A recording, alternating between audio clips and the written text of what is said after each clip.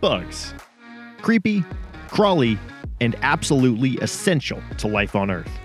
Most people try to avoid them, but I've always done the opposite. My name is Jason Miller, naturalist and professional bug nerd. My mission is to inspire curiosity about the most underappreciated and misunderstood animals on the planet, and inspire action to preserve and protect them. We may not always love bugs, but we definitely need them. Want to know how?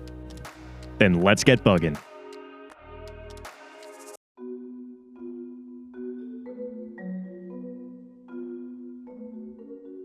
Are there bugs living in your house? The answer may surprise you. It's yes. The answer is yes. There's absolutely bugs living in your home, for sure. But there's no need to panic. Living with bugs has been a long-standing human tradition that goes back thousands of years, as long as the indoors has been a thing. Imagine yourself in the Stone Age. After a long day of hunting, you and your friends set up camp in a cave. You start a fire, enjoy a lovely meal, and go to bed. Now think about the ecosystem you've just created. The fire generates warmth and keeps other large animals away. The cave walls provide shelter, and the food scraps are like an all-you-can-eat buffet. If you're a fly, a cockroach, or a spider, it's paradise. Aside from the general aesthetic, your home functions in pretty much the exact same way as that cave. A climate-controlled, predator-free environment with abundant food sources. We kid ourselves into thinking that as long as there's a roof over our heads, we're cut off from the natural world. But that couldn't be further from the truth. Remember, the same comforts that we enjoy are shared by plenty of other species. And the more that we replace natural habitat with human habitat, the harder it is for wildlife to find food, water, shelter, and other resources. So we shouldn't be all that surprised when we see news headlines about bears digging through dumpsters. But a bear can't sneak into your house without being noticed. Hey, out!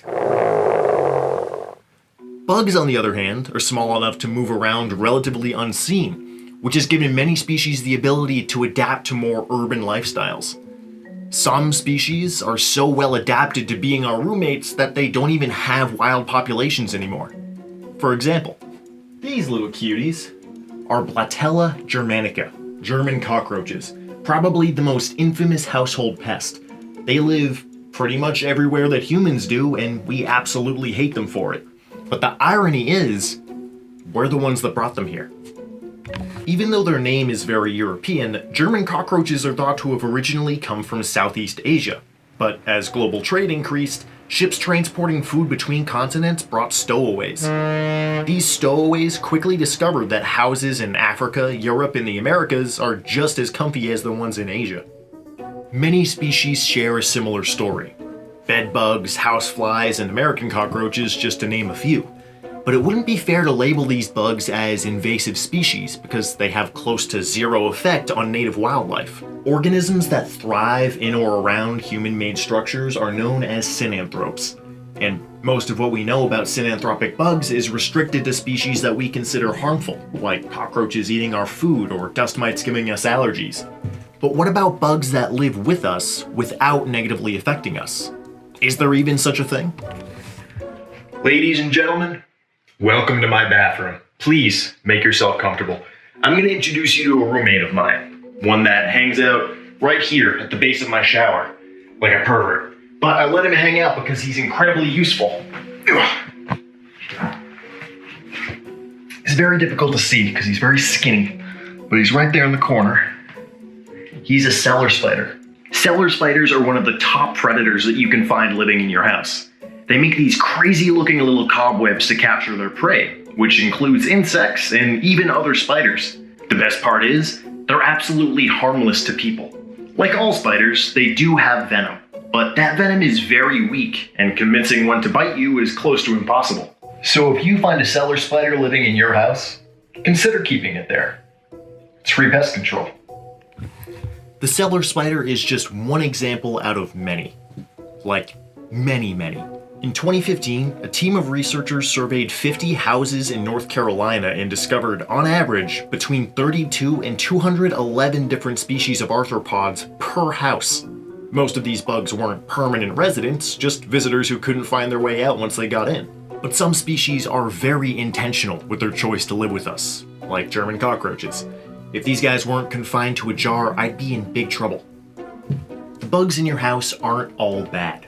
They're also not all good. They're a lot like people in that way. Some are there to help you. Some are there for a free meal, and some you just want to hit in the face with a rolled up newspaper. Most of the time though, they're just existing. Not hurting, not helping, just living. So here's what I recommend. Get to know your roommates.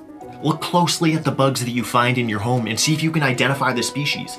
Just a few minutes of detective work can help you find out if the bug in your house should be left alone, like a cellar spider, brought outside, like a beetle, or dealt with in a less friendly way, like German cockroaches. Damn.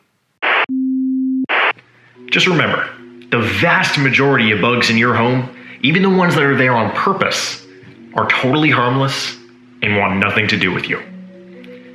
The same can't be said for all bugs, of course, especially the ones that want to drink your blood. But we'll talk about that next time. Until then, I've been Jason, and we've been bugging.